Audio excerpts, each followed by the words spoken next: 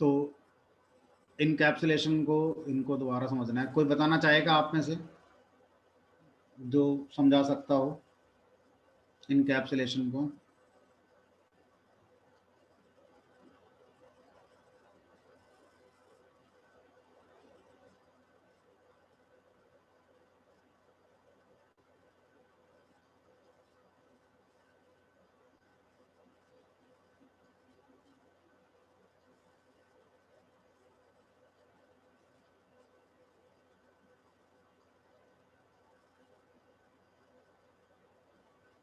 कोई भी बताना चाहे इनकैप्सुलेशन को अपने तरीके से?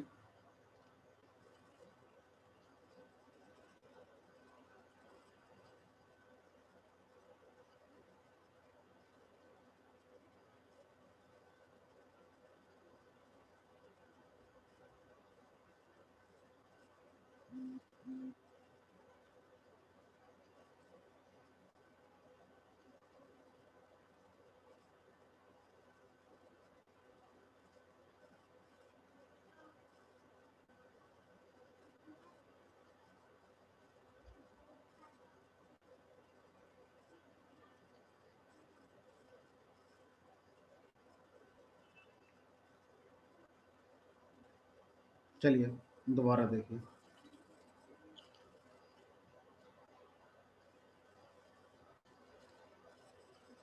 तो जो इनकैप्सुलेशन का कॉन्सेप्ट है उसका कहना है कि आपकी क्लास होनी चाहिए, आपकी क्लास के अंदर इंस्टेंस डेटा मेंबर होने चाहिए। जहाँ पर समझ में नहीं आए, जिसने भी पूछा है वहाँ पर रोक कर पूछ लेना कि सर इस पॉइंट बता दीजिए, समझ नहीं आया, है ना। ऐसा ना हो मैं पूरा बता दूँ फिर आप वापस बोलेंगे सर यहाँ रह गया। ठीक है, ओके तो सर। हमारे पास एक क्लास होनी चाहिए इनकैप्सुलेशन के लिए। तो हमने एक क्लास बनाई। अब इस क्लास का नाम आप जो भी करना चाहते हैं वो आप रख सकते हैं। तो अभी सिंप्लिसिटी के लिए मैं मान लीजिए इस क्लास का नाम टेस्ट रख लेता हूँ। अब इस क्लास के अंदर हमारे पास इंस्टेंस डेटा मेंबर्स होने चाहिए। इंस्टेंस डेटा मेंबर्स को बनाने के लिए हमें कंस्ट्रक्टर की जरूरत पड़ती है। तो हमने क्या करा, हमने यहाँ पर कंस्ट्रक्टर को बनाया।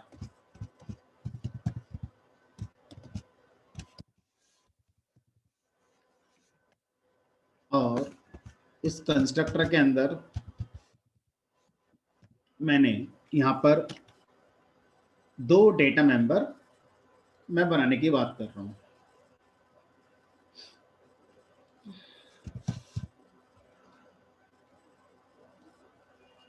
सर ये डाटा हाइड करने के लिए यूज करा जाता है क्या? इनकैप्सुलेशन का दूसरा नाम डेटा हाइडिंग होता है। तो मैंने यहाँ पर क्या करना है, दो डेटा मेंबर बना लेने, दो बनाओ एक बनाओ, कम से कम एक डेटा मेंबर आपको बनाना है। ठीक है, तो यहाँ पर जो डेटा मेंबर आप बनाएंगे वो प्राइवेट डेटा मेंबर होना चाहिए। तो किसी भी डेटा मेंबर को प्राइवेट बनाने के लिए पाइथन में डबल अंडरस्कोर प्रीफिक्स का यूज किया जाता है।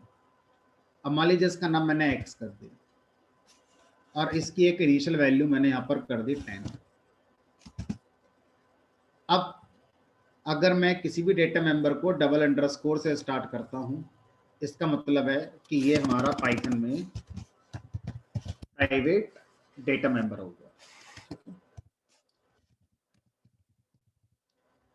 अब मैं इसी क्लास में एक और डेटा मेंबर बनाऊंगा जिसकी मैं हाइडिंग करना चाहता हूँ। तो उसको भी मैंने इनिशियलाइज करा और उसका भी नाम डबल अंडरस्कोर से स्टार्ट करा। मान लीजिए उसका नाम भाई है, इसकी वैल्यू मैंने 20 कर दी। तो ये भी मेरी क्लास का प्राइवेट डेटा मेंबर।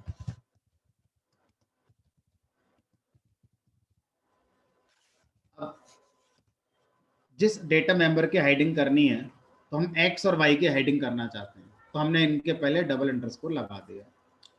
अब जिस डेटा मेंबर को आप हाइड कर रहे हैं उसके करस्पॉन्डिंग दो आपको मेथड बनाने पड़ेंगे। अगर आप दोनों की हाइडिंग कर रहे हैं तो आपको 4 मेथड बनाने पड़ेंगे। तो for each private data member we have to define 2 methods. अब जो 2 मेथड बनाने की बात हो रही है उनका एक स्टैंडर्ड है। क्या स्टैंडर्ड है उसकी बात करते हैं। अगर प्राइवेट डेटा मेंबर जिसकी आप हाइडिंग कर रहे हैं उसको कोई भी अगर एक्सेस करेगा तो उस डेटा मेंबर का सेट मेथड के थ्रू या गेट मेथड के थ्रू एक्सेस करेगा। अगर वो एक्सेस रीड करने के लिए, गेट करने के लिए, तो गेट से मेथड स्टार्ट होना चाहिए और उसके बाद डेटा मेंबर का नाम लिखना है, गेट एक्स। और ये मेथड क्या करेगा, जो भी एक्स नाम का प्राइवेट डेटा मेंबर था जिसकी हाइडिंग आप कर रहे हैं उसकी वैल्यू को रिटर्न करेगा।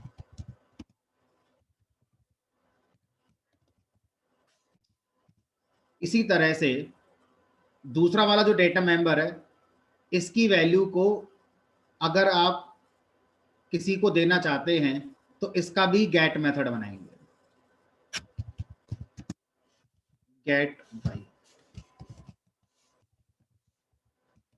और ये रिटर्न करेगा इस बाई डेटा मेंबर के लिए। अब जिस एक्स डेटा मेंबर का आपने अभी गेट मेथड बनाया था इसके लिए एक सेट मेथड और बनाया जाएगा, सेट एक्स। और जो सेट मेथड होगा वो सेट मेथड सेल्फ के अलावा एक और पैरामीटर की वैल्यू आपसे रिसीव करेगा। अब उसका नाम आप कुछ भी रख दीजिए जो आपका मन करे, मान लीजिए मैंने उसको आई कर, और इसका काम होगा एक्स की वैल्यू को सेट करना। किस वैल्यू से, जो आई में आएगी उस वैल्यू से सेट करना। तो यहां लिखेंगे self dot x equal to i. तो इस मेथड का काम हो गया एक्स की वैल्यू सेट करना। किस वैल्यू से, जो आई में आएगी उस वैल्यू से। तो ये हो गया एक्स का सेट मेथड। इसी तरह से वाई का भी सेट मेथड बनाएंगे, सेट वाई। तो ये हाइडिंग करने के लिए सब में यूज होता है ऐसा, ऐसे हर एक के दो दो मेथड बनाने पड़ेंगे? एग्जैक्टली जितने भी डेटा मेंबर की हाइडिंग करनी है मुझे क्लास में, हर डेटा मेंबर का सेट और गेट मेथड मुझे बनाना है। ठीक है, सेल्फ, और यहाँ पर मान लीजिए आई कर दिया, self dot underscore y equal to i. अब ये मेरी क्लास बनकर तैयार हो गई। ठीक है, अब मान लीजिए मैं एक क्लास और बना रहा हूं और इस क्लास का नाम कर दिया मान लीजिए अदर। ठीक है, और इस अदर क्लास के अंदर मान लीजिए मैंने कोई भी एक शो नाम का स्टैटिक मेथड बना दिया। अब ये जो मेथड है अदर क्लास का शो मेथड, ये अपने अंदर से एक्स और वाई डेटा मेंबर की वैल्यू को यूज करना चाहता है। तो ये दोनों इंस्टेंस डेटा मेंबर है। तो पहले शो को क्या करना होगा, टेस्ट क्लास का ऑब्जेक्ट बनाना होगा। तो यहां पर हमने क्या करा, टेस्ट क्लास का ऑब्जेक्ट बनाया। अब इस ऑब्जेक्ट पर आपको x की वैल्यू अगर गेट करनी है तो आप क्या करेंगे, t डॉट गेट x करेंगे। ये मेथड क्या करेगा, जो x डेटा मेंबर है उसकी वैल्यू को लाकर आपको दे देगा। आप चाहें तो उसे एक वेरिएबल में रखें, आप चाहें तो उसे सीधे प्रिंट करा दें। अगर आपको y की वैल्यू गेट करनी है तो आप लिखेंगे print t dot gate y। अगर आपको x की वैल्यू सेट करनी है तो आप लिखेंगे t डॉट सेट x। क्या सेट करनी है वो आप यहाँ बताओ, मान लो आपने 11 सेट कर दी। आपको y की वैल्यू सेट करनी है, आप लिखेंगे t डॉट सेट y, और आपने इसकी वैल्यू 12 दे दी। अब आप फिर से देखना चाहते हैं कि जो मैंने वैल्यू सेट करी है वो हो गई नहीं हो गई, तो फिर से आप गेट करके देख लो। अब ये पूरा कोड आपने अदर क्लास के शो मेथड में लिखा है। जरूरी नहीं है कि इसको किसी क्लास के किसी मेथड में लिखना हो, आप इस कोड को डायरेक्टली भी लिख सकते हैं। अगर मैं इसको डायरेक्टली यहां लिखूंगा तब भी ये काम करेगा। इस कोड को किसी फंक्शन में भी लिखा जा सकता है, किसी दूसरी क्लास में भी लिखा जा सकता है, किसी दूसरे प्रोग्राम में भी लिखा जा सकता है, जरूरी नहीं है इसी प्रोग्राम में लिखना हो, ठीक है। बट जो भी इस x और y को यूज करेगा उसके लिए स्टैंडर्ड है कि जिसको x और y की वैल्यू चाहिए वो गेट x से गेट y से मांगेगा, जिस किसी को x की वैल्यू y की वैल्यू चेंज करनी है तो इस तरह से चेंज करेगा। सर जो अभी आपने क्लास बनाई था अदर करके, सर उसको हटा दिया आपने? हाँ, अब आप इस कोड को इसमें भी लिखो और आप चाहो तो अदर क्लास बनाकर भी एक्सेस करो। सर अगर क्लास के अंदर अगर हम लोग सर ऑब्जेक्ट को सर कॉल करते हैं तो एरर नहीं देगा सर? बना रहा हूँ, देखो बना दिया मैंने, अदर नाम की क्लास बना दी, उसके अंदर ओके। शो मेथड बना दिया और शो मेथड के अंदर सारा कोड लिख दिया मैंने। अब ये वाला कोड कब चलेगा? जब शो मेथड कॉल होगा। अब शो मेथड कॉल होने के लिए मुझे इसे रन कराना पड़ेगा। अदर क्लास का स्टैटिक मेथड है ये, तो ये कॉल हो जाएगा। तो जब ये चलेगा शो मेथड अपने अंदर से ये सारा काम करेगा।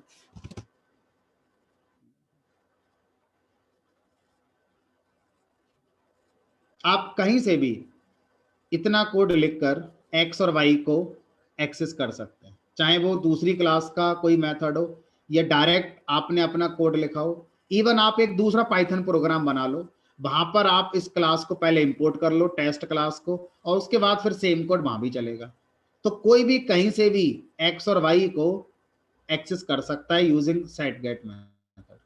इस तरह से जब भी किसी भी क्लास के डेटा मेंबर क्लास के बाहर एक्सेस होते हैं, अब क्लास के बाहर कहाँ होते हैं? कहीं भी हो, क्लास के बाहर एक दूसरी क्लास में हो, क्लास के बाहर डायरेक्ट एक फंक्शन में हो, क्लास के बाहर डायरेक्ट किसी दूसरे प्रोग्राम में टॉप लेवल पर हो, फर्क नहीं पड़ता। स्टैंडर्ड है set X set Y get Y के थ्रू एक्स और वाई हमारे एक्सेस होंगे।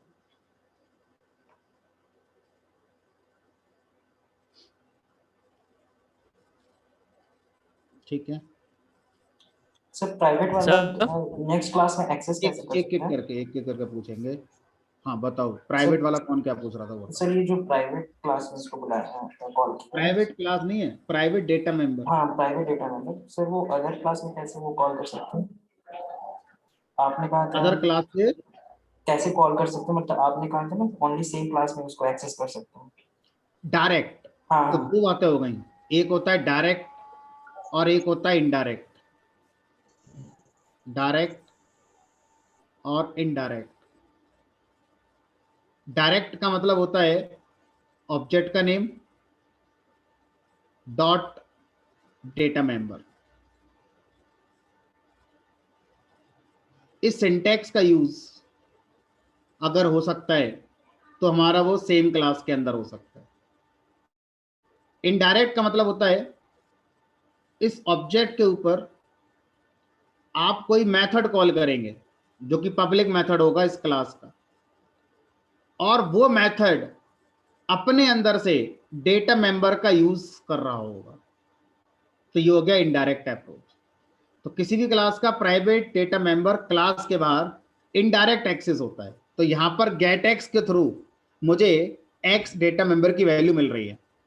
अगर मैं यहां पे डायरेक्ट ऐसे लिख दूं print T dot underscore underscore x, तो एरर आ जाएगी,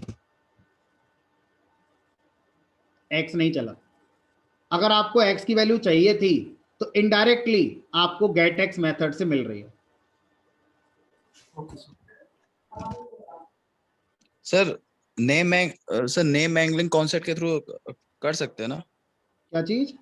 सर नेम एंगलिंग कॉन्सेप्ट के थ्रू कर सकते हैं ना सर? अगर कोई भी हम लोग की वेरिएबल सब प्राइवेट करते हैं, अगर कोई वेरिएबल सर अगर हम लोग प्राइवेट करते हैं उसको नेम वेरिएबल के थ्रू ले सकते हैं सर, नेम एंगलिंग के थ्रू।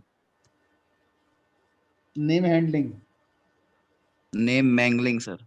नेम मैंगलिंग क्या होता है बताएंगे थोड़ा सा? एक सेकंड सर। हम्म सर एवरी सर कोई प्राइवेट मेंबर सर वो कन्वर्ट हो जाता है सर न्यू नेम में। हाँ, वो एक अलग कॉन्सेप्ट हो गया, ठीक है।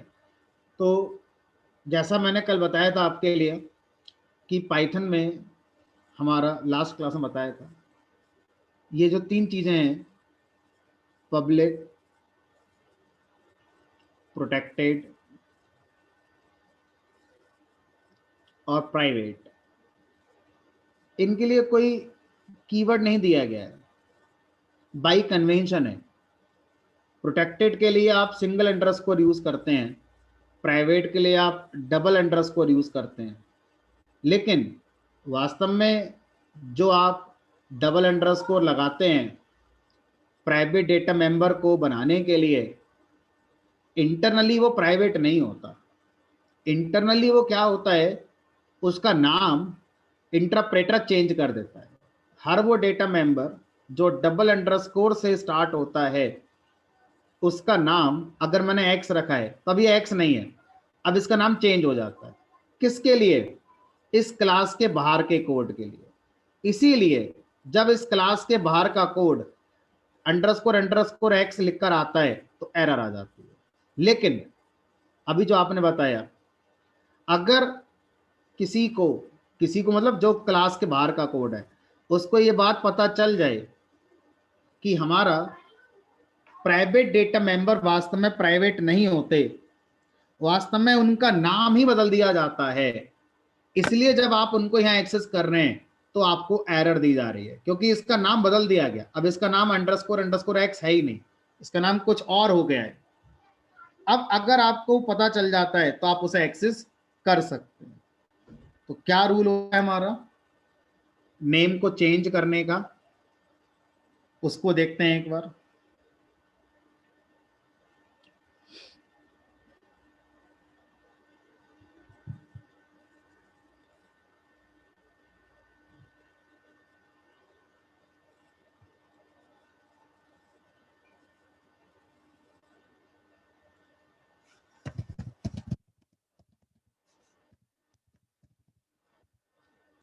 सर अंडरस्कोर क्लास का नाम सर अंडरस्कोर सर वेरिएबल के नेम। हाँ, ऐसा ही कुछ हो जाता है, ठीक है। जो आप बता रहे हैं ऐसे ही कुछ होता है। एग्जैक्टली एक बार मैं देख लेता हूँ। हाँ, आपको अगर याद हो तो बताओ क्या कर रहे थे, क्या हो जाता है? सर अंडरस्कोर क्लास का नाम अगर सर क्लास का नाम अगर आपने टेस्ट रखा है तो अंडरस्कोर टेस्ट रखिए सर लिखिए। अंडरस्कोर टेस्ट, फिर अंडरस्कोर सर फिर जो वेरिएबल का नाम है जैसे एक्स वाई जो भी हो सर। मतलब ऐसे करके ये। जी सर। तो अब जो हमारा ऑब्जेक्ट बनाए उसका नाम हमारा टी था, टी डॉट, ठीक है। तो यानी कि जो हमारा प्राइवेट डेटा मेंबर है, जो यहाँ पर आपने डबल अंडरस्कोर एक्स बनाया था, तो आपको ये इल्यूजन दिया जा रहा है कि ये प्राइवेट है। वास्तव में पाइथन में प्राइवेट कुछ होता ही नहीं है, फिर भी प्रोग्रामर को इल्यूजन दिया गया कि आप ऐसा कर दो तो वो हो जाएगा जो आप चाहते थे। लेकिन वास्तव में इसका नाम क्या हो गया? इसका नाम अंडरस्कोर क्लास का नाम आपका है टेस्ट, फिर उसके बाद आपके डेटा मेंबर का नाम अंडरस्कोर एक्स, यानी कि प्रीफिक्स में अंडरस्कोर क्लास का नेम आ जाता है। अगर ये बात किसी को पता चल जाती है तो अब वो डायरेक्ट इस डेटा मेंबर को एक्सेस कर सकते हैं, ठीक है। इसलिए पाइथन में अगर हम ये बात जानते हैं तो अब जान ही गए, तो कोई इनकैप्सुलेशन नहीं रहा, कोई भी आपका डेटा हेडिंग का कॉन्सेप्ट नहीं रहा। तो बड़ा अजीब सा लगता है कि ऑब्जेक्ट ओरिएंटेड प्रोग्रामिंग में इतने सारे कॉन्सेप्ट हैं, इतने सारे कॉन्सेप्ट में इनकैप्सुलेशन पाइथन के अंदर है ही नहीं। हम बस एक इल्यूजन के लिए इसको यहाँ पर पढ़ते हैं। चलिए आगे बढ़ते हैं। और किसी का कोई क्वेश्चन, कोई डाउट है तो पूछ लीजिए। यस सर जैसे कि सर क्लास के अंदर अगर एक और क्लास बनाया है तो अंदर वाले क्लास का ऑब्जेक्ट सबसे बाहर से कैसे बनाया जा सकता है? तो जो लोग आगे चल के जेंगो पढ़ेंगे उनके लिए ये डे टू डे प्रोग्राम की एक्टिविटी हो जाएगी, है ना, जो आगे चल के जेंगो पढ़ेंगे। तो जेंगो से मुझे याद भी आया कि कल से जेंगो का बैच स्टार्ट हो रहा है। जिनका जेंगो फुल स्टैक हो उसको जरूर ज्वाइन कर लें। पाइथन आपका यहाँ पर मुझे लगता है कि आने वाले 15 से 20 क्लास में पूरा हो जाएगा। तो पैरेलली अभी 2 बैच आप करेंगे, मॉर्निंग बैच बनेगा उसका और शाम को ये वाला। उसके बाद जिसका पाइथन ज्वाइंगो होगा वो पाइथन का बैच ये छोड़ देगा और इसमें आपका फिर आगे डेटा साइंस स्टार्ट हो जाएगा, और जिनका जेंगो होगा वो मॉर्निंग वाले बैच में अपना आगे कंटिन्यू करते रहेंगे। ठीक है, इसके बाद अगर आप सोचते हैं कि इस बैच को ख़त्म कर लेते हैं पहले 15 दिन, उसके बाद फिर हम आगे अपना जेंगो स्टार्ट करेंगे, तो मैंने मैसेज में लिखा था कि अगला बैच लगभग 40 दिन के बाद नया स्टार्ट होगा, क्योंकि रिसेंटली अभी हमने 2 बैचेस स्टार्ट करे हैं जेंगो के, एक जो कल से स्टार्ट हो रहा है और एक बैच जो हमने 2 वीक्स पहले स्टार्ट किया था, है ना। तो अब नया बैच मुझे नहीं लगता कि इतनी जल्दी बन पाएगा, है ना, क्योंकि मोस्टली स्टूडेंट्स जितने थे सारे लगभग सेटल्ड उसमें हो चुके हैं। फिलहाल अब जो इन्होंने पूछा उसकी बात करते हैं। तो जैसे हम पाइथन के अंदर नेस्टेड इफ का यूज करते हैं, ऐसे ही नेस्टेड फंक्शन भी हमने पढ़े थे, नेस्टेड लूप हमने पढ़े थे, इसी तरह से कॉन्सेप्ट आता है नेस्टेड क्लास का। तो जो नेस्टेड क्लास का कॉन्सेप्ट है वो ये कहता है कि अगर आप कोई ऐसी क्लास बनाते हैं जिसका यूज सिर्फ किसी एक क्लास में ही हो, उस क्लास के बाहर ना हो, तो आप उस क्लास को नेस्टेड क्लास बना सकते हैं। फॉर एग्जाम्पल, आपने एक क्लास बनाई ए और आपने एक क्लास बनाई मान लीजिए बी। अब आप ये चाहते हैं क्लास बी इंडिपेंडेंटली एग्जिस्ट नहीं होनी चाहिए, जब तक क्लास ए का वजूद ना हो जाए तब तक क्लास बी नहीं आनी चाहिए मेमोरी में। तो मैं क्लास बी का एग्जिस्टेंस ए पे डिपेंड कराना चाहता हूँ। कुछ इस तरह से रियल लाइफ में अगर हम देखें तो मान लीजिए एक क्लास है मेरे पास और इस क्लास का नाम है इंडिया, और एक क्लास मैं बना रहा हूँ और उस क्लास का नाम मैं रखना चाहता हूँ मान लीजिए दिल्ली। अब ये 2 क्लास कभी इंडिपेंडेंट नहीं हो सकती, ये दोनों कभी टॉप लेवल क्लास नहीं हो सकती, क्योंकि दिल्ली क्लास का एग्जिस्टेंस हमारा तभी है जब इंडिया का एग्जिस्टेंस होगा। तो अगर मैं इन 2 को क्लास मानकर कोड बनाना चाहूं तो मुझे इस दिल्ली क्लास को इंडिया क्लास के अंदर लिखना चाहिए। ठीक है, तो इस तरीके से जैसे अभी हमने डेटा हाइडिंग को रिप्रेजेंट किया है, इसी तरह से ये कॉन्सेप्ट क्लास हाइडिंग को रिप्रेजेंट कर सकता है। क्लास के अंदर क्लास, यानी कि आप इस दिल्ली क्लास को हाइड कर रहे हैं, छुपा रहे हैं, किसके अंदर? इंडिया के अंदर, क्योंकि हम चाहते ही हैं कि इसका इस्तेमाल इंडिया ही करे, कोई और ना करे। अब इसको एक बार कोड में देखते हैं, फिर जो आपने ऑब्जेक्ट वाली बात पूछी थी उसकी डिस्कस करते हैं। तो मान लीजिए अभी के लिए मैंने क्या करा, क्लास ए के अंदर एक क्लास बना दी और इसका नाम कर दिया क्लास बी। अब क्लास बी के अंदर मान लीजिए मैं कोई कंस्ट्रक्टर बनाना चाहता हूं, क्लास ए का अपना कंस्ट्रक्टर होगा, क्लास बी का अपना कंस्ट्रक्टर होगा। सर ये आउटर इनर वाला कॉन्सेप्ट है ना सर ये? एग्जैक्टली। तो आप ए को आउटर क्लास या टॉप लेवल क्लास कह सकते हैं, बी को नेस्टेड क्लास या इनर क्लास के नाम से भी जान सकते हैं। तो यहाँ पर अगर मैं लिख दूं तो ए को हम क्या बोलेंगे? आउटर क्लास या टॉप लेवल क्लास, और बी क्लास को हम क्या बोलेंगे?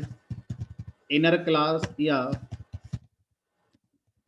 नेस्टेड क्लास के नाम से भी जानते हैं। ठीक है, अब मैंने क्लास ए के अंदर क्लास बी बनाई और क्लास बी के अंदर, चलो एक काम करते हैं, सिंपल सा मेथड बना देते हैं, उससे भी समझ में आ ही जाएगा। शो नाम का एक मेथड बना और यहाँ लिख दिया मैंने दिस इज।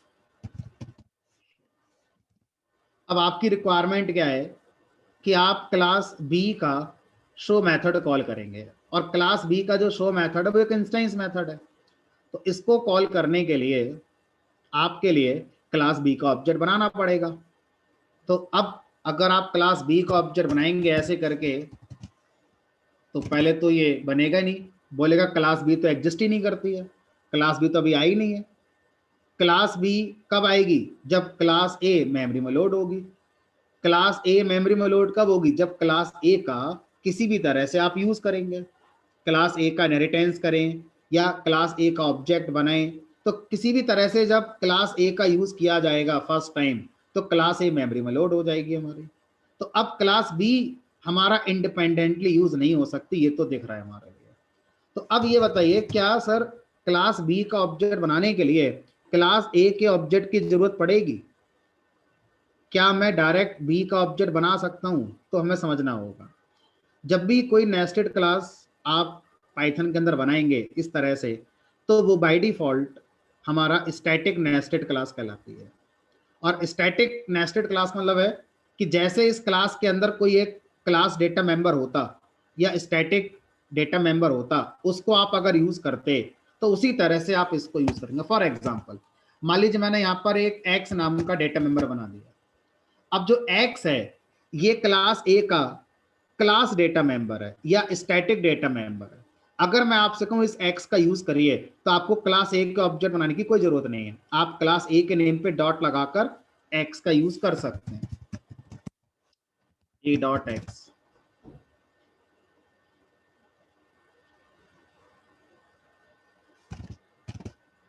आउटपुट आ गया आपका 10। इसी तरह से अगर आपको बी का ऑब्जेक्ट बनाना है, तो बी अपने आप में क्लास है, लेकिन ए के कॉन्टेक्स्ट में वो ए का एक क्लास डेटा मेंबर ही है। जैसे एक्स को यूज करने के लिए ए डॉट एक्स लिखा, ऐसे ही बी का मतलब हो गया ए डॉट बी। तो जहां पर बी लिख रहे थे वहां पे क्या लिखेंगे? अब ए डॉट बी लिखेंगे। इसका मतलब हो गया कि बी क्लास ए की नेस्टेड क्लास, और जो ऑब्जेक्ट बन रहा है वो क्लास बी का बनकर तैयार हो जाएगा। अब इस ऑब्जेक्ट पर मैं सिर्फ वो मेथड कॉल कर सकता हूं जो क्लास बी के हैं, क्योंकि जो ऑब्जेक्ट बना है वो बी का बना है। तो मैं यहां पर बी डॉट शो कर सकता हूं। ठीक है। अब अगर क्लास बी का ऑब्जेक्ट क्लास ए के अंदर ही बनाना हो तो कैसे बनेगा? अभी तो हमने क्लास बी का ऑब्जेक्ट बाहर बनाया, आउटर क्लास के बाहर बनाया और ये चल गया। कई बार मेरी रिक्वायरमेंट ऐसी हो सकती है कि मैं मान लीजिए एक क्लास बना रहा हूं और क्लास का नाम कर दिया एम्प्लॉय, और इसके अंदर मैंने एक कंस्ट्रक्टर बनाया जिसमें हम एम्प्लॉय की आईडी असाइन करेंगे, एम्प्लॉय आईडी 101, एम्प्लॉय की सैलरी देंगे 20,000, एम्प्लॉय का एड्रेस बनाएंगे।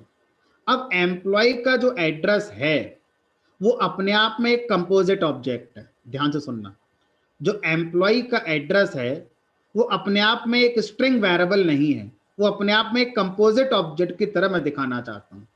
मतलब मैं एक अलग क्लास बनाऊंगा एड्रेस नाम की, उसके अंदर हमारा city, state, flat number, street number, इस तरह के अलग अलग डेटा मेंबर्स होंगे। तो मैंने क्या करी, मैंने एक क्लास बनाई एम्प्लॉय क्लास के अंदर जिसका नाम कर दिया एड्रेस।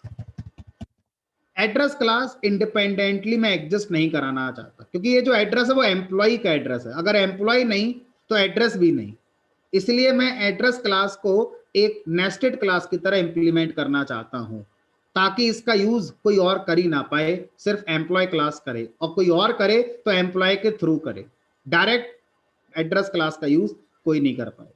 तो अब इस एड्रेस क्लास के अंदर मैंने इसका कंस्ट्रक्टर बनाया, और इस कंस्ट्रक्टर के थ्रू हम क्या करेंगे, इसका मान लीजिए सिटी, स्टेट, सिटी और ब्लॉक जो भी है वो आप यहाँ पर इनिशियलाइज कर सकते हैं, हाउस नंबर, इस तरह से। तो यहाँ लिख दिया मैंने सेल्फ डॉट स्टेट की वैल्यू वो हो जाएगी जो एस में आएगी, सेल्फ डॉट सिटी की वैल्यू वो हो जाएगी जो सी में आएगी, और सेल्फ डॉट ब्लॉक की वैल्यू वो होगी जो हमारा बी वेरिएबल में आएगी, और सेल्फ डॉट हाउस नंबर की वैल्यू वो होगी जो हमारा एच वेरिएबल में आएगी। अब एड्रेस क्लास का पर्पस बस इतना ही है कि आप इन एड्रेस के अंदर जो फील्ड्स हैं इनको अलग अलग रिप्रेजेंट करते हैं और फिर इनको कंबाइन करके सिंगल एड्रेस ऑब्जेक्ट से रिप्रेजेंट करेंगे। तो मैं यहाँ पे क्या लिखने वाला हूँ वो देखना, सेल्फ डॉट एडीआर, यानी कि एडीआर नाम का मैं एक वेरिएबल बनाना चाहता हूं जैसे आईडी और सैलरी है। अब ये जो एडीआर वेरिएबल है स्ट्रिंग नहीं है, एडीआर वेरिएबल एड्रेस के ऑब्जेक्ट को रिप्रेजेंट करेगा। तो आप यहां पर ऐसे बनाना चाहेंगे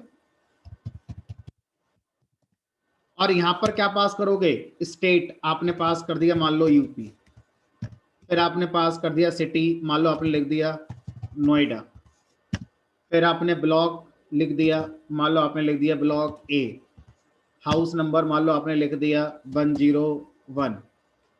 तो ये हमारा एम्प्लॉय का एड्रेस जो बन रहा है वो ये हो जाएगा। अगर मैं यहां पर एम्प्लॉय क्लास का ऑब्जेक्ट बनाऊंगा EEMP, तो ये एम्प्लॉय क्लास का ऑब्जेक्ट जब बनेगा तो यहां पर एक एरर आएगी। एरर किस बात को लेकर आएगी, एड्रेस क्या है। अब अगर मैं इस नेस्टेड क्लास का ऑब्जेक्ट अपनी आउटर क्लास के कंस्ट्रक्टर में बना रहा हूं, नो मैटर ये क्लास मैं पहले बनाऊं या बाद में बनाऊं, आप बोले सर इसको पहले लिख दो, देखते हैं सेम एरर आ रही है, एड्रेस नहीं मिली है ना। तो आपको क्या करना है, आपको यहां पर जब ऑब्जेक्ट बनाएंगे आउटर क्लास के कंस्ट्रक्टर में तो सेल्फ के साथ लिंक करके बनाएंगे। अब ये हमारा बन गया। अब जो ई ऑब्जेक्ट बनाए, इस ई ऑब्जेक्ट के अंदर अगर आप सैलरी देखना चाहेंगे आप लिखेंगे ई डॉट सेल, और अगर आप इसका एड्रेस देखना चाहेंगे तो आप लिखेंगे ई डॉट एडीआर। लेकिन एडीआर एक एड्रेस ऑब्जेक्ट है, उसके अंदर आपका स्टेट है, इसी तरह से उसके अंदर आपका सिटी है, और ये आपका ब्लॉक, जो भी आपको लिखना है अकॉर्डिंगली आप अपना देख सकते हो।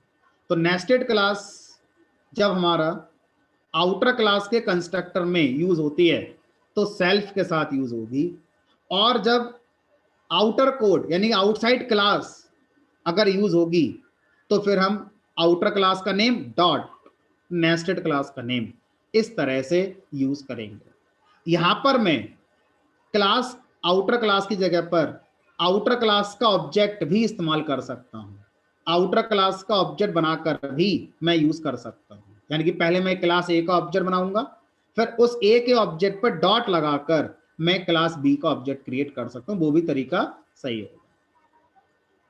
ठीक, तो इस तरह से ये हमारा नेस्टेड क्लास का कॉन्सेप्ट हो जाता है। तो जेंगो के अंदर आप ज़्यादा बार देखेंगे कि जब आपका डेटाबेस कनेक्टिविटी होती है जेंगो में तो वो नेस्टेड क्लास के थ्रू ज़्यादा बार कंट्रोल किया जाता है। तो जब पढ़ेंगे तो वो आपको वहाँ पर समझ में आ जाएगा। हाँ जी, और कोई क्वेश्चन किसी का? सर कल के बैच की टाइमिंग क्या होगी? जो जेंगो वाला शुरू हो रहा है वो वाला, या जो ये वाला रहेगा? नहीं जेंगो वाला, जेंगो वाला। जेंगो के लिए पहले आपको अपना डिटेल देना था मुझे, आपने दे दिया मुझे डिटेल अपना? नहीं सर। आप मुझे डिटेल देंगे तो मैं आगे पास करूंगा कोऑर्डिनेटर को, वो चेक करेंगे, उसके बाद फिर वो आपको टाइम बताएंगे। जहाँ तक मुझे इन्फॉर्मेशन ली है वो मॉर्निंग 10:30 का टाइम होगा।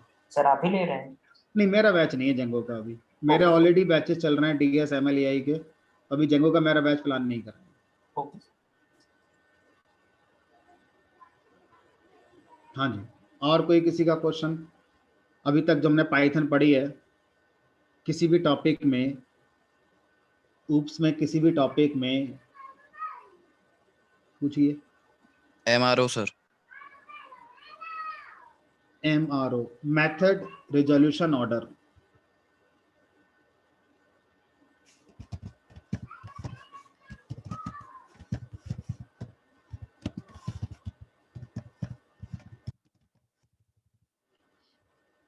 तो ये जो टेक्निक है इसका इस्तेमाल किसी भी ऑब्जेक्ट पर, एक जनरलाइज फॉर्म में लिख देता हूं, किसी भी ऑब्जेक्ट पर जब आप किसी मेथड को कॉल करते हैं तो यूजिंग एमआरओ टेक्निक क्या डिसाइड करने की कोशिश होती है कि मेथड की डेफिनेशन कौन सी एग्जीक्यूट होगी।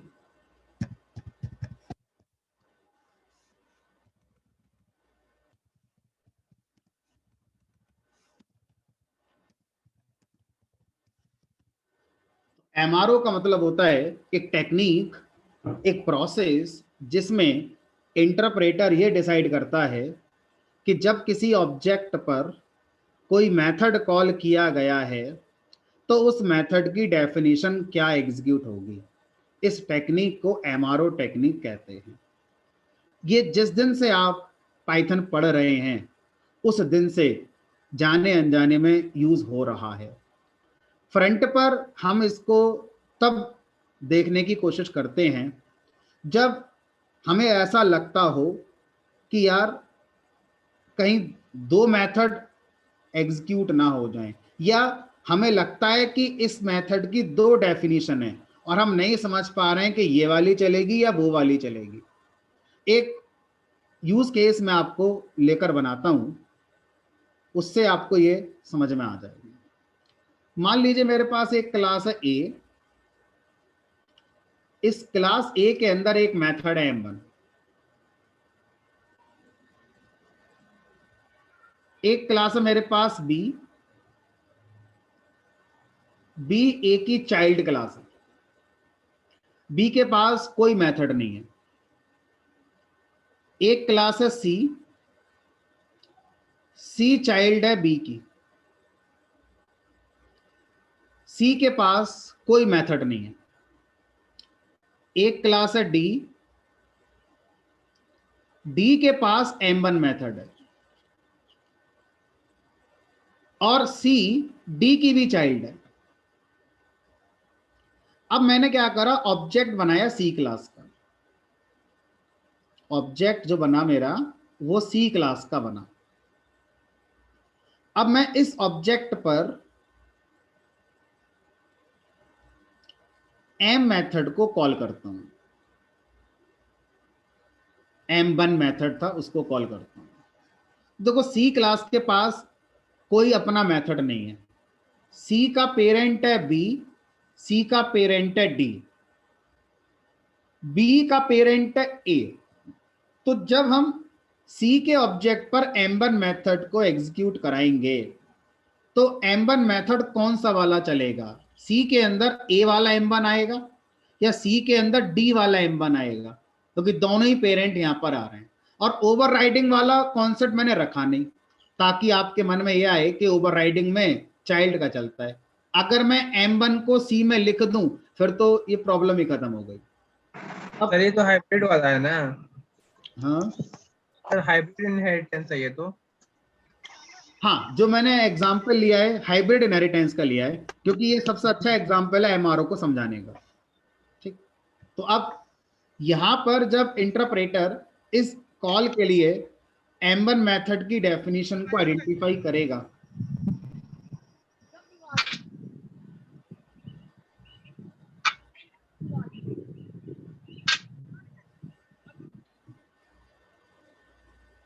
तो जब इंटरप्रेटर इस मेथड कॉल के लिए हमारा m1 डेफिनेशन को आइडेंटिफाई करेगा तो सबसे पहले वो ये ऑब्जेक्ट जिस क्लास का था उस क्लास में जाके m1 मेथड को सर्च करता है। यानी कि इंटरप्रेटर ऑब्जेक्ट है सी क्लास का, तो पहले m1 मेथड की डेफिनेशन को ढूंढने के लिए सी क्लास में हमारा इंटरप्रेटर गया, सी क्लास में वो डेफिनेशन नहीं मिली।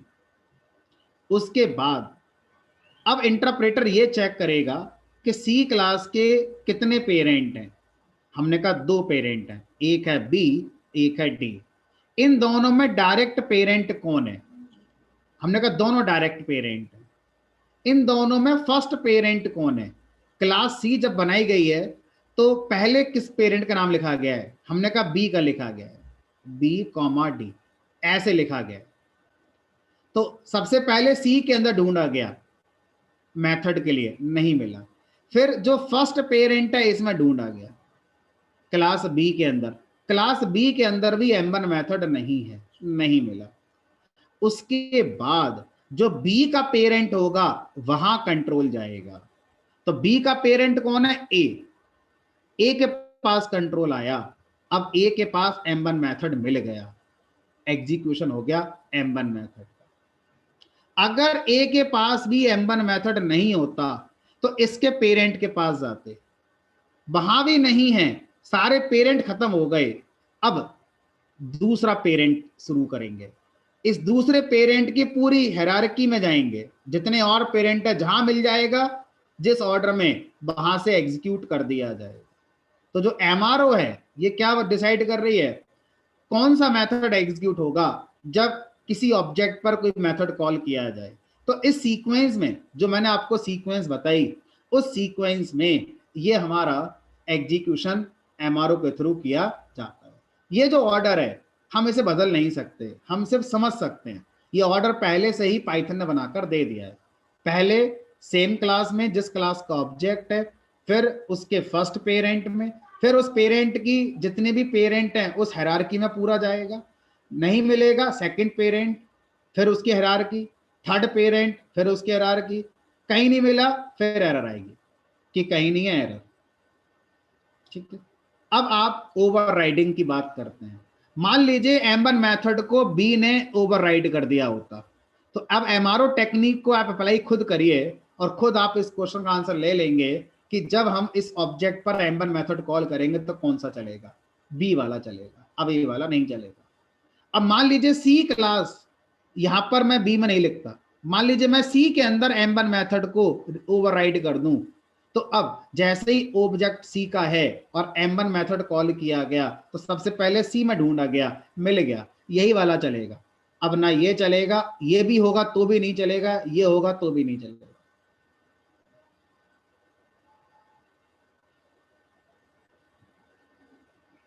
हाँ जी, समझ में आया है जिसने पूछा था ये? सर ये बताइए सर, जो इंटरप्रेटर है वो सर क्लास सी में क्यों ढूंढेगा, क्योंकि सर सी के पास मेथड ही नहीं है। ऑब्जेक्ट किस क्लास का बनाया है आपने? सर ए का। नहीं, ऑब्जेक्ट तो सी का बनाया ना मैंने। अगर मैंने ए का बनाया हो तो सी के पास बिल्कुल नहीं जाएगा, बिल्कुल सही बात है आपकी, नहीं जाएगा। मैंने ऑब्जेक्ट सी का बनाया था ना इस सिचुएशन में, जो मैंने समझाया है आपको। अच्छा सर, सर अगर सी में मेथड होता सर M1 फिर क्या होता। अब आप खुद सोचो, एमआरओ टेक्निक में सबसे पहले जिस क्लास का ऑब्जेक्ट बनाया गया है सबसे पहले उसी क्लास में जाकर ढूंढा जाता है मेथड, तो वो मिल गया तो वो चल जाएगा, ऊपर पेरेंट तक जाने की जरूरत ही नहीं। Okay sir.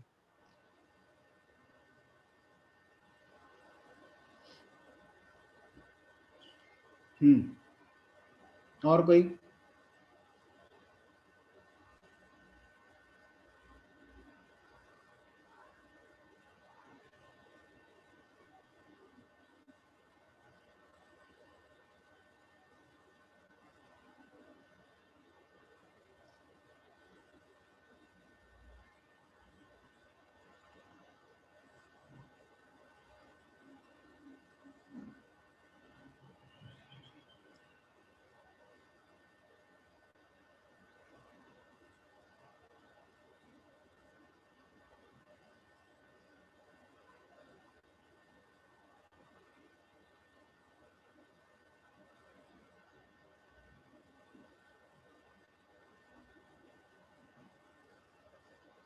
डेकोरेटर, डेकोरेटर क्या होता है?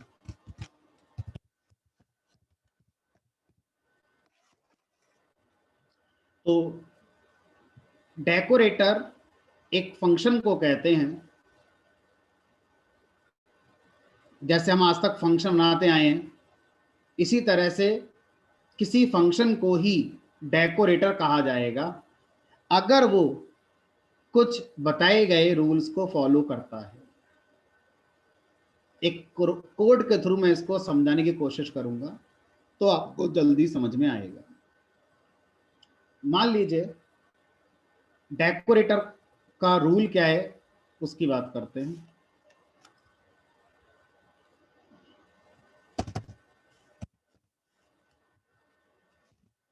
एक फंक्शन होना चाहिए हमारे पास, उस फंक्शन का नाम आप जो चाहें वो रख सकते हैं। जनरली जब हम डेकोरेटर अपने बनाते हैं तो हमें पता होता है कि किस पर्पस के लिए डेकोरेटर बनाया जा रहा है। तो एक आउटर लाइन अगर मैं बोलूं डेकोरेटर के बारे में, तो डेकोरेटर एक ऐसा फंक्शन है जो किसी दूसरे फंक्शन में कुछ कोड ऐड करने वाला काम करता है। डेकोरेटर एक ऐसा फंक्शन है, अगर मैं इसको ग्राफिक से दिखाऊंगा तो जल्दी समझ में आ जाए। तो ये मैंने डेकोरेटर यहां पे बनाया,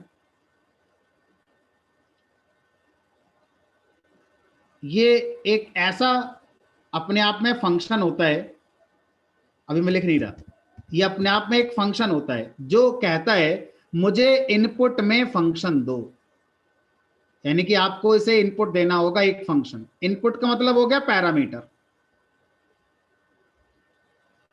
डेकोरेटर के पैरामीटर में आप एक फंक्शन देते हैं, ये डेकोरेटर अपने अंदर से कुछ करता है, और जो कुछ करता है उससे क्या होता है, जो मैंने यहां पर इनपुट में एज ए पैरामीटर एक फंक्शन पास किया है, उस फंक्शन को एनहेंस करके उसके अंदर कुछ ऐड करके मुझे वापस कर देता है, यानी कि मुझे रिटर्न करता है।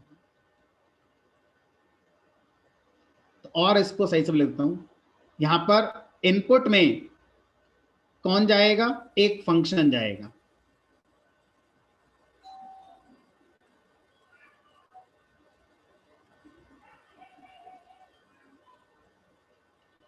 एक फंक्शन को मैं डेकोरेटर में पास करूंगा as a parameter.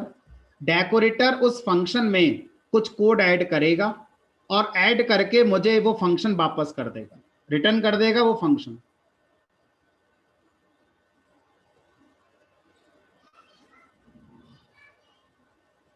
Return input function after updation. ये इसका एक आउटर लेवल पर कॉन्सेप्ट है कि डेकोरेटर क्या करता है, आपसे पैरामीटर में एक फंक्शन मांगेगा, उस फंक्शन में जो आपने पैरामीटर में दिया है उसमें कोड ऐड करेगा और आपको वो फंक्शन वापस कर देगा। अब मैं इसका कोड बना रहा हूं, तो मैं एक डेकोरेटर बना रहा हूं जिसका नाम मान लीजिए मैंने कर दिया यहां पर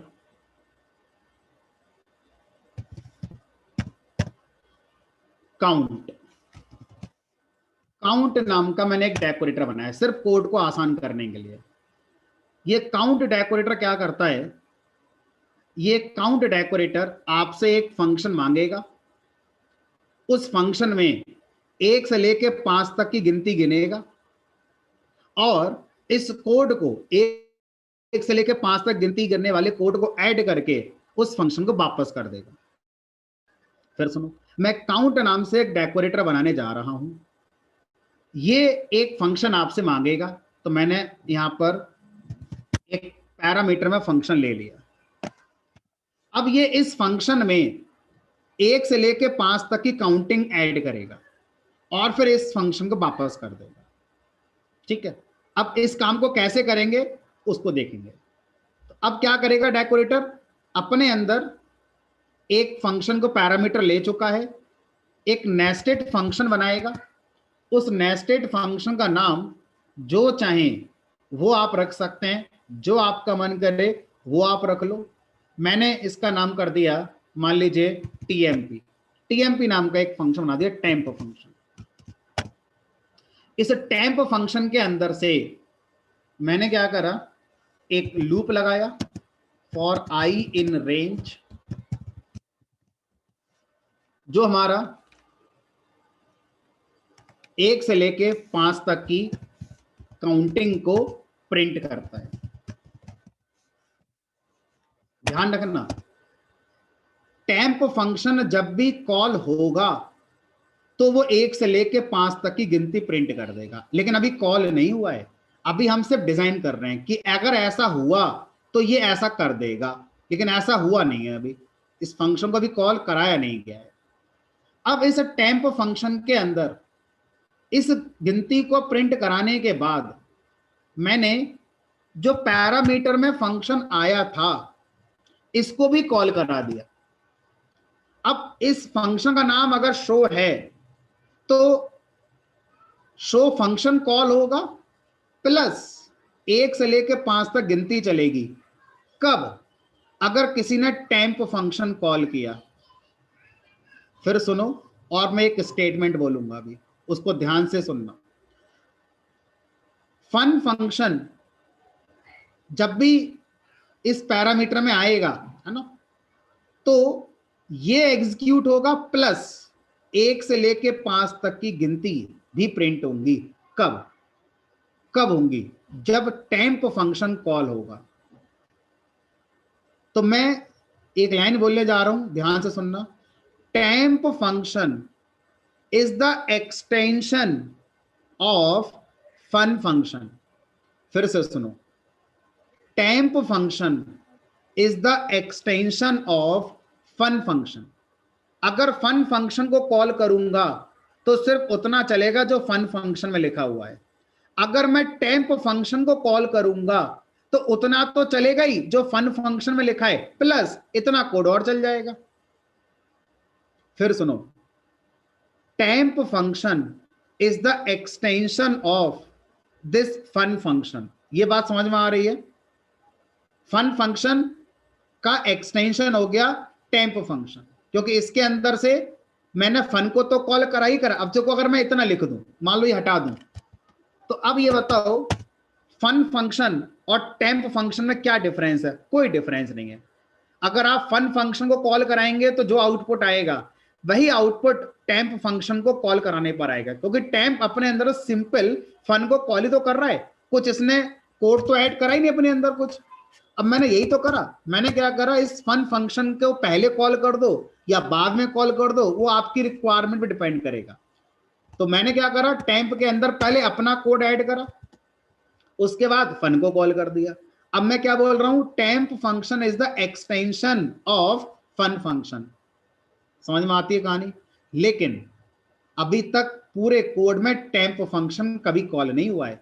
अगर किसी ने टेम्प कॉल कर दिया तो वो 1 से लेके 5 तक गिनती गिनेगा, प्लस जो फन फंक्शन है उसको भी कॉल कराएगा।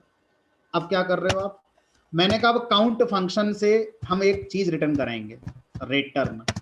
अगर मैं काउंट फंक्शन से रिटर्न करा दूं 10, तो जो भी काउंट फंक्शन को रिसीव कॉल करेगा उसको 10 मिलेगा। अगर मैं लिख दूं यहां पर हाई, तो जो काउंट फंक्शन कॉल करेगा उसे हाई मिलेगा। अगर मैं लिख दूं रिटर्न टेम्प, क्या होगा, जो भी काउंट फंक्शन कॉल करेगा उसे एक फंक्शन मिलेगा। कौन सा वाला मिलेगा? टेम्प। चीजों को लिंक करो। अब अगर मैं यहां पर मान लीजिए एक फंक्शन बनाता हूं जिसका नाम कर दिया मैंने शो, और यहां लिख दिया मैंने, मान लीजिए दिस इज शो। तो शो फंक्शन अब आप एग्जीक्यूट कराइए और ये चल पड़ेगा। क्या चाहते हो? हमने कहा हम ये चाहते हैं कि शो फंक्शन में काउंटिंग ऐड हो जाए। क्या करो, इस शो फंक्शन के पहले ऐड सिंबल लगाकर जो आपने डेकोरेटर फंक्शन बनाया है उसका नाम लिख दो, काउंट। इसका मतलब है काउंट नाम का जो डेकोरेटर फंक्शन था वो मेरा अप्लाई हो गया शो नाम के फंक्शन पे। अब जब मैं शो को कॉल करूंगा तो शो कॉल नहीं होगा, काउंट फंक्शन कॉल होगा, और काउंट के अंदर एज ए पैरामीटर शो जाएगा, और काउंट जो वापस कर रहा है टेम्प वो कॉल होगा। तो अब देखना जरा शो का आउटपुट क्या आएगा। एरर क्यों आ रही है भाई? सर वो टेम्प की स्पेलिंग गलत हो रही है, TMP जो भी आपने रखा है उसको ही आपने बनाना है। तो 1 2 3 4 5 दिस इज शो। मैंने कहा चलो एक फंक्शन में और बना रहा हूं, इसका नाम मैंने डिस्प कर दिया। और अभी ये जो डिस्प फंक्शन है ये बस इतना काम करता है कि ये दिस इज डिस्प करता है। अगर मैं कहूं कि सर इस वाले फंक्शन में भी क्या करना है, मुझे गिनती ऐड करवानी है, तो आपको अपना लॉजिक लिखने की जरूरत नहीं है, इस काम को करने के लिए डेकोरेटर बना दिया गया है।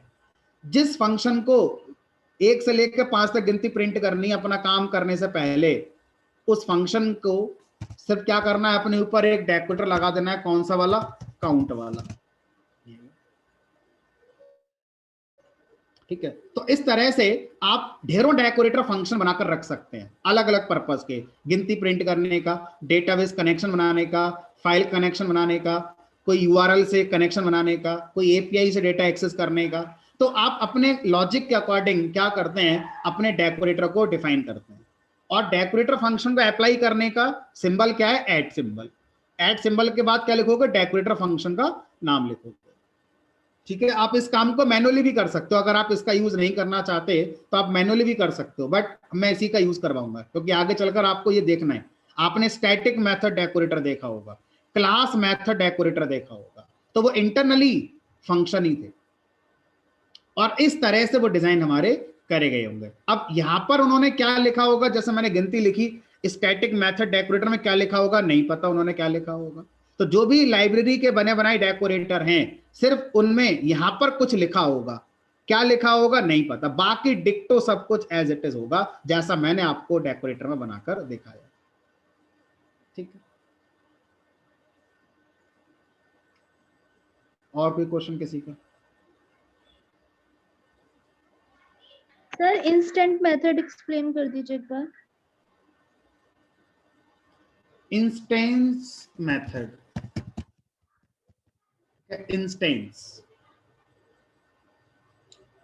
इंस्टेंस मेथड क्या होते हैं? जो किसी ऑब्जेक्ट के बिहेवियर को रिप्रेजेंट करें।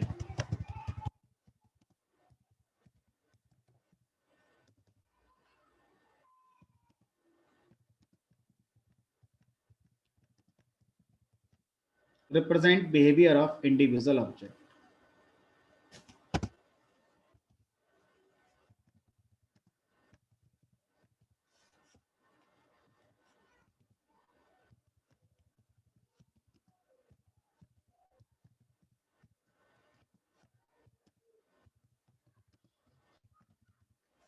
एग्जाम्पल, अगर आपसे कहा जाए कि इंडिया की क्रिकेट टीम है ना, Indian cricket team, Indian cricket team में मान लीजिए 11 बैट्समैन है, ये रोहित शर्मा है, ये मान लीजिए शिखर धवन है, ये विराट कोहली हैं, dot dot dot dot dot, इस तरह से ये 11 प्लेयर्स हैं, प्लेइंग 11 मैंने बना दी। अब मैच स्टार्ट हुआ, रोहित शर्मा विराट कोहली बैटिंग करने पहुंच गए।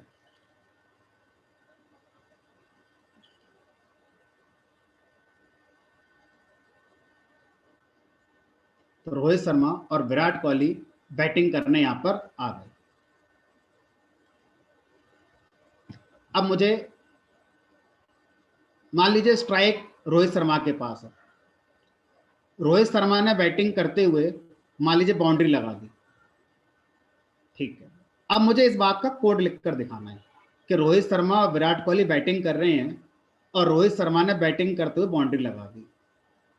तो इस कोड का, इस वाले कॉन्सेप्ट का जब कोड बनाया जाएगा तो मैं सबसे पहले देखूंगा ये एक बैट्समैन है, दूसरा बैट्समैन है, ये प्लेयर है, 11 प्लेयर्स हैं। तो 11 प्लेयर्स हैं तो ये 11 ऑब्जेक्ट्स हैं, 11 क्लास हैं। हमने कहा 11 ऑब्जेक्ट्स हैं, किस क्लास के हो सकते हैं? प्लेयर क्लास के हम इन्हें बनाएंगे। तो मैंने एक क्लास बनाई और इस क्लास का नाम कर दिया player.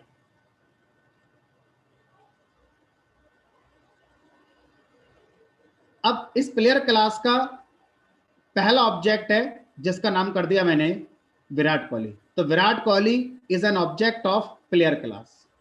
Rohit Sharma is also an object of the same player class. अब यहां पर मुझे एक मेथड बनाना है, उस मेथड का नाम रखना है बैटिंग, क्योंकि प्लेयर क्या कर रहे हैं? बैटिंग कर रहे हैं। अब मुझे यह समझ नहीं आ रहा है कि इस मेथड को मैं इंस्टेंस मेथड बनाऊं या क्लास मेथड बनाऊं। तो आप जिस रियल टाइम रिक्वायरमेंट के लिए ये कोड जनरेट कर रहे हैं, उस रियल टाइम रिक्वायरमेंट में जाकर ये देखकर आइए कि बैटिंग करने से किसको इफेक्ट पड़ता है। अगर विराट कोहली बैटिंग कर रहा है तो विराट कोहली के कैरियर में जो रन्स हैं वो अपडेट हो रहे हैं, या जितने भी प्लेयर्स हैं सबके रन अपडेट हो रहे हैं। हमने कहा ऐसा कैसे होगा? अगर विराट कोहली बैटिंग कर रहा है, विराट कोहली ने अगर सेंचुरी लगाई, तो विराट कोहली का ही जो कैरियर है वो आगे ग्रो हो रहा है, विराट कोहली में ही तो काउंट होगा। ऐसा नहीं सबके में काउंट करा देंगे, मेहनत विराट कोहली कर रहा है, सबके में काउंट क्यों कराएंगे भाई? यानी कि जो बैटिंग है इसके होने से किसको फर्क पड़ेगा? हमने कहा इंडिविजुअल ऑब्जेक्ट का बिहेवियर है, जो बैटिंग कर रहा है उस पर यह फर्क डालेगा, और जो बैटिंग नहीं कर रहा है उस पर यह फर्क नहीं डालेगा। अगर मान लीजिए विराट कोहली आउट हो जाता है और ये सुरेश रैना खेलने आ जाते हैं, तो अब सुरेश रैना एक दूसरा ऑब्जेक्ट है।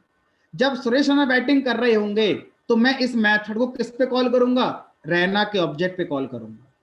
अगर ये आउट हो गया, एक नया बैट्समैन आ गया, मतलब एक नया ऑब्जेक्ट बनाना आपको क्लास के अंदर, और अगर वो नया बैट्समैन बैटिंग कर रहा है तो ये मेथड उस ऑब्जेक्ट पे कॉल करेंगे। कुल मिलाकर जो बैटिंग मेथड है ये इंडिविजुअल ऑब्जेक्ट का मेथड है। जो बैट्समैन बैटिंग करेगा उस पर इसका इफेक्ट होगा, उसके कैरियर में उसका इफेक्ट पड़ेगा, बाकी बैट्समैन को फर्क नहीं पड़ता। तो जो बैटिंग मेथड है ये इंस्टेंस मेथड होना चाहिए। इंस्टेंस मेथड उन मेथड्स को बनाया जाता है जो क्लास के इंडिविजुअल ऑब्जेक्ट के बिहेवियर को रिप्रेजेंट कर रहे हैं। ये बिहेवियर रोहित शर्मा का अलग है, बैटिंग करने का तरीका, और सुरेश रैना का अलग है, धोनी का अलग है, पृथ्वी शॉ का अलग है। जितने बैट्समैन है सबका अपना अपना तरीका है बैटिंग करने का, इंडिविजुअल बिहेवियर। अब यहां पर एक मेथड मैंने और बनाया जिसका नाम कर दिया, मान लीजिए 1, जीतना, है ना। अब मान लीजिए यहां पर क्या हुआ, ये मैच हुआ और मैच जीत गए, तो कौन मैच जीता? रोहित शर्मा मैच जीता या विराट कोहली ने मैच जीता? हमने कहा नहीं, ऐसा थोड़ी है, पूरी टीम ने जीता, ये तो एक ने थोड़ी जीता है। तो ये जो मेथड है ये इंडिविजुअल बैट्समैन को जीत नहीं दिला रहा है, ये पूरी टीम को जीत दिला रहा है। तो ये जो मेथड होना चाहिए इंडिविजुअल ऑब्जेक्ट का मेथड नहीं होना चाहिए, ये मेथड पूरी क्लास का मेथड है। जितने प्लेयर्स हैं सबको इसका इफेक्ट पड़ेगा, सब हारेंगे सब जीतेंगे, कोई एक हार जीत नहीं होगी, लेकिन इसके चलने से सबकी बैटिंग पे फर्क नहीं पड़ेगा। जो करेगा बैटिंग उस पे फर्क पड़ेगा, लेकिन इसके चलने से किसी एक पे फर्क नहीं पड़ेगा, पूरी टीम पे फर्क पड़ेगा। तो ये मेथड कैसा होना चाहिए? मेरा क्लास मेथड होना चाहिए, क्लास मेथड। ठीक है। अब अगर मैं आपसे कहूं, अभी हम जूम में क्लास ले रहे हैं, तो इस समय 2 मेथड एग्जीक्यूट हो रहे हैं। मैं पढ़ा रहा हूं, टीच, आप पढ़ रहे हैं, स्टडी। फनी एग्जाम्पल है लेकिन बहुत कुछ सिखा के जाएगा। इस समय जूम पर 2 मेथड हो रहे हैं, टीच मेथड और एक हो रहा है स्टडी मेथड। अगर मैं आपसे कहूं इनमें से कौन ऐसा है जो इंडिविजुअल ऑब्जेक्ट के हिसाब से हो रहा है और कौन ऐसा है जो सबके लिए एक जैसा हो रहा है, तो अगर मैं इस टीच मेथड को समझाऊं तो ये क्लास मेथड होगा। मैं पूरी क्लास को पढ़ा रहा हूं और पूरी क्लास को एक जैसा पढ़ा रहा हूं। ऐसा नहीं है कि मैंने जो बोला वो किसी के कान में कुछ गया, दूसरे के कान में कुछ गया, ऐसा नहीं है, सबको एक जैसा जा रहा है। लेकिन कौन क्या समझ रहा है, कौन क्या पढ़ रहा है, किसके ब्रेन में क्या चल रहा है, ये सबका इंडिविजुअल है। अगर क्लास में 40 लोग अभी अवेलेबल हैं तो 40 लोगों का अलग अलग स्टडी मेथड है, लेकिन इन 40 का एक ही टीच मेथड है। सबको एक जैसा पढ़ाया जा रहा है, लेकिन फिर भी सब अपने अपने तरीके से अपने अपने ब्रेन के अकॉर्डिंग, अपनी अपनी प्रैक्टिस के अकॉर्डिंग चीजों को समझ रहे हैं। तो स्टडी मेथड कैसा हो गया? इस कॉन्टेक्स्ट में अगर मैं देखूं तो ये इंस्टेंस मेथड हो गया, क्योंकि ये इंडिविजुअल ऑब्जेक्ट के बिहेवियर को रिप्रेजेंट कर रहा है। ठीक है। अब हो सकता है आप में से बहुत से लोग क्लास लॉगिन करके चले गए हों, पता नहीं कहाँ होंगे कहाँ नहीं होंगे, है ना। तो अब इसलिए स्टडी मेथड सबका अलग अलग है, लेकिन मैं सबको एक जैसा पढ़ा रहा हूँ। मुझे इस बात से फर्क नहीं पड़ता कौन क्लास में मेंटली प्रेजेंट है, कौन फिजिकली प्रेजेंट है। जो लॉग इन हो गया वो मेरे लिए पढ़ रहा है, तो ये कैसा हो गया, क्लास। ठीक है, तो इस तरह से हम डिसाइड करते हैं इंस्टेंस मेथड मतलब इंडिविजुअल ऑब्जेक्ट पर उसका इफेक्ट पड़ेगा, क्लास मेथड इंडिविजुअल ऑब्जेक्ट पर उसका फर्क नहीं पड़ेगा, उस मेथड के चलने से उस क्लास पर फर्क पड़ेगा, उस क्लास के जितने ऑब्जेक्ट्स हैं सब पर एक जैसा फर्क पड़ेगा।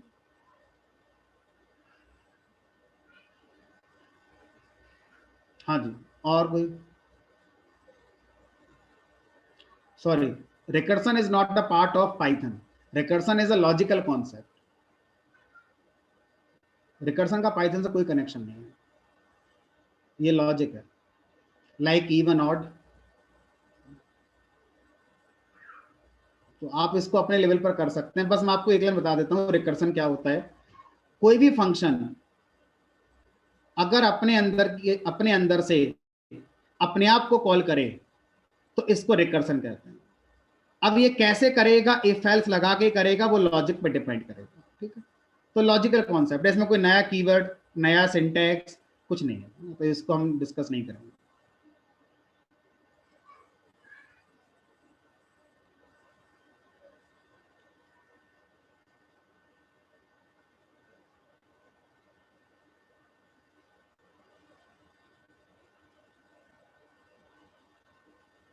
और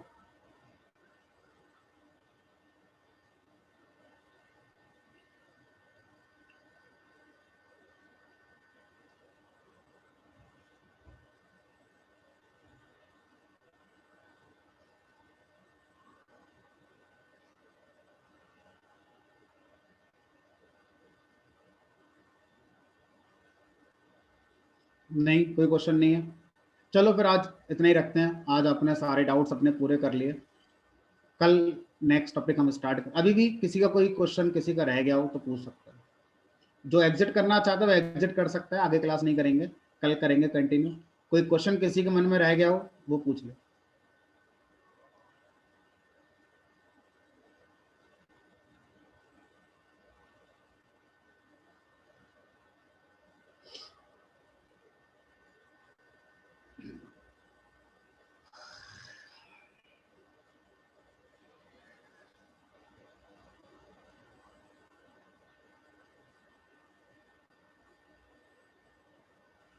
सर एक बात बता दीजिए। हाँ जी सर, पूछिए। सर ये एब्स्ट्रैक्ट मेथड, एब्स्ट्रैक्ट क्लास और इंटरफेस का क्या सर रोल है सर इसमें, इनकैप्सुलेशन में? आज हमें वही टॉपिक पढ़ना था, वो रह गया, कल पढ़ेंगे उसे। तो एक बार पहले एब्स्ट्रैक्शन पढ़ लेते हैं, उसके बाद फिर इसको डिस्कस कर लेते हैं।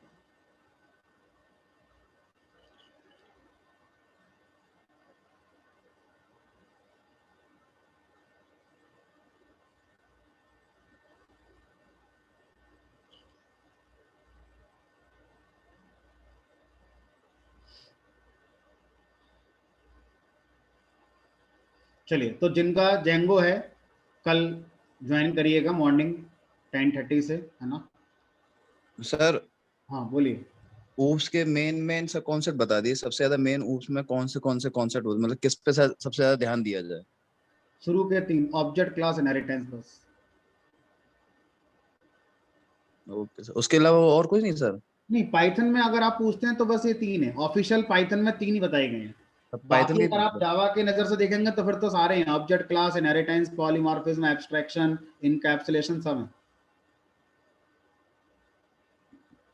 पाइथन प्रोग्रामर के लिए 3 फोकस करना है, ऑब्जेक्ट, क्लास और इनहेरिटेंस, दैट्स इट। उसके बाद फॉर्मेलिटी है, पढ़ो पढ़ो मत पढ़ो फर्क नहीं पड़ता।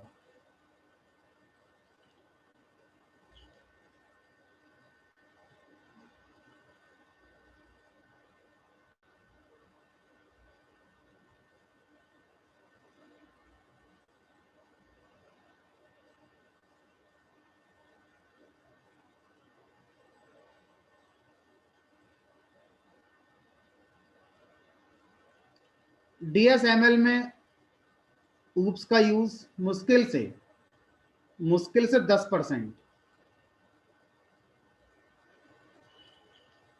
Only 10% portion of OOPS is required in DSML.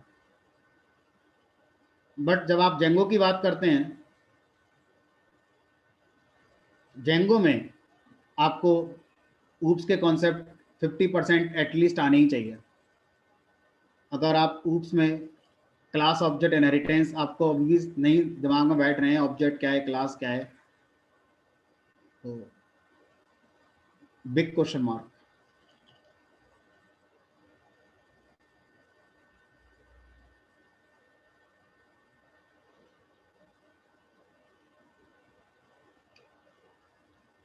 तो बेसिक से काम हो जाएगा। List, tuple, set, dictionary, list, tuple, set, dictionary, function और मॉड्यूल, बस इतने से काम हो जाएगा। शुरू के 8-10 टॉपिक आने चाहिए, मॉड्यूल तक का आपको आता है तो आप डीएसएमएल पढ़ने को तैयार हो गए।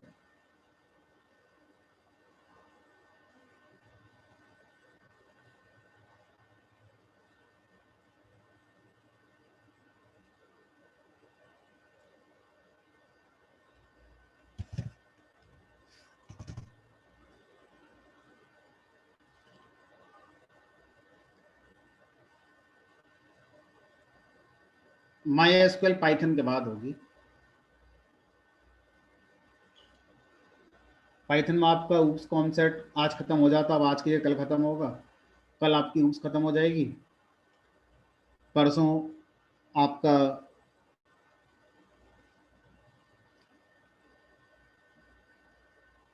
मल्टी थ्रेडिंग का कॉन्सेप्ट खत्म हो जाएगा। एक क्लास का मल्टी थ्रेडिंग है, उसके बाद 2 क्लास आपका टीक इंटरवस्था है, यानी कि टोटल आपकी 4-5 क्लास बची हैं, ज़्यादा नहीं बची पाइथन में।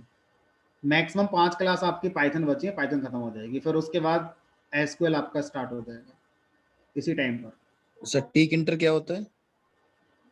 टीक इंटर फ्रंट एंड, जैसे जावा के अंदर AWT स्विंग होता है उसी तरह से।